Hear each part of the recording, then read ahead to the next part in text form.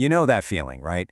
You learn something new, you practice it, you feel like you've got it down pat, and then when you actually need to use it in the real world, it's just gone. Well, today we're going to tackle that exact problem.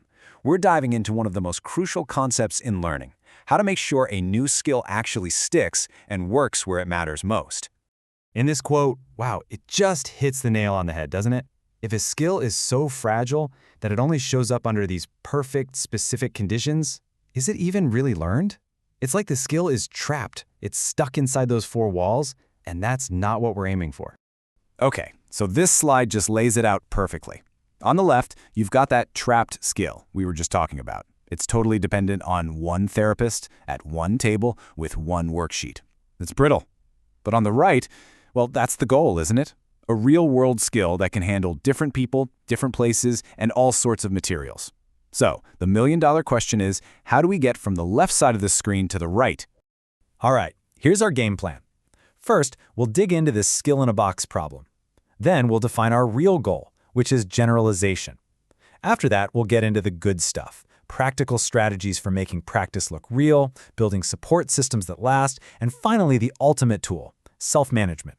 So let's jump right in. What is our actual goal here? It all comes down to this one big idea, generalization. This is the key to getting that skill out of the therapy room and into the real world. So, what exactly is generalization? It's actually pretty simple. It just means that a behavior you learned keeps on happening even when things change. You can do it in new places, with new people, or using different materials. You know, if a skill can't do that, it's not really functional, is it? Now, generalization actually comes in a couple of different flavors. On the left, we've got stimulus generalization. Think of it this way. The situation changes, but your behavior stays the same. So you learn to say hi to your therapist, and then you see your teacher at school and you say hi to them too. Same skill, new situation. Makes sense, right? Then on the right, we have response generalization. This one's a little different. Here, the situation is similar, but you use a different but still appropriate version of the skill. So instead of just saying the exact phrase, help me, you might say, can you help? You're flexing the skill. Both are super important. Okay, so we know our goal is generalization, but how in the world do we actually get there? Well, let's start with our first batch of strategies. These are all about how we design our teaching right from the get-go to make it super effective. So here are 5 really powerful tools for our toolkit. Now, they might sound a bit technical, but they all share one core idea, making your practice sessions look and feel as much like the real world as you possibly can. And that really brings us to the core question, doesn't it? How do you make teaching look like real life? Let's dive into our first strategy, because it gives us a really direct answer. The answer is you program common stimuli. I know, it sounds a little jargony, but the idea is simple. You're basically bringing pieces of the real-world environment into your training sessions. This is how you start building that bridge between learning something and actually doing it. Here's a great example. Let's say you're teaching someone how to go shopping. You could use flashcards at a desk, right? But that's not very realistic. Instead, why not use real money, a real shopping bag, actual items from a shelf? You could even set up a toy register and practice asking a cashier questions. See? The more your practice looks like the real thing, the smoother that transition is going to be. All right, next strategy? A great way to remember this one is train loosely. Just means mix it up. Seriously, that's it. You want to intentionally vary all the little unimportant parts of your teaching, the tone of your voice, the exact words you use, even where you're sitting or standing. Why? Because it stops the learner from getting stuck on one super specific rigid cue. It keeps things flexible. Okay, let's build on that. Because it's not just about what happens in the session, right?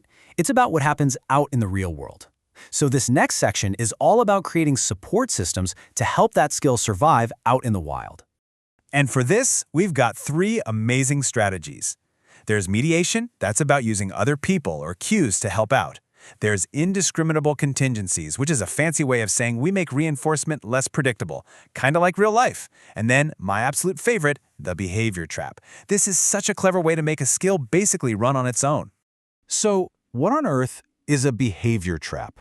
The whole point here is to make a skill self-sustaining. You do the hard work up front to teach the skill, and then you cleverly trap it in a situation where the natural rewards of the environment just take over.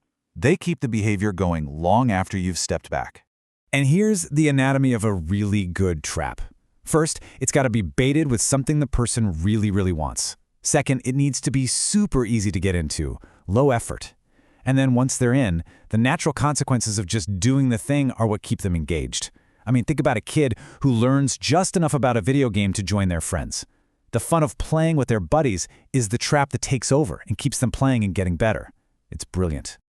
All right, this brings us to our final, and honestly, maybe the most critical strategy of all, self-management.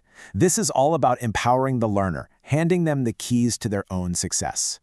And this is just so incredibly powerful. Because think about it, who is the one person that's always there in every single situation? The learner themselves. So if they can learn to manage their own behavior, the skill isn't tied to a specific person or place anymore. It travels with them wherever they go.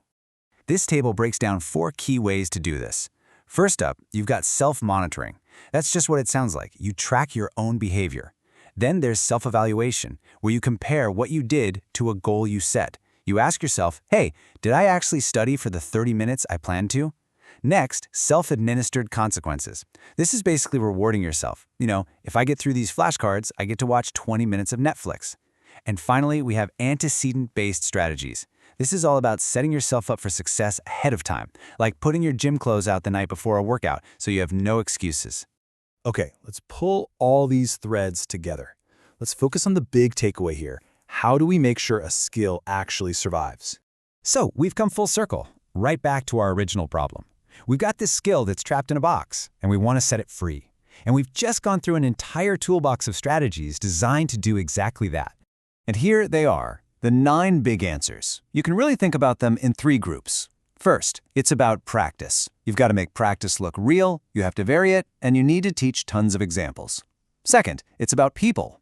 That means involving others, using cues, and most importantly, teaching self-management. And third, it's all about persistence. This means making reinforcement more realistic, teaching when not to do something, and finally, letting that natural reinforcement take over with a behavior trap. And at the end of the day, this is what it all comes down to. It's not really just about teaching a skill, is it? Anyone can do that in a controlled setting. The real question, the one we should always be asking ourselves, is this: have we taught a skill that lasts?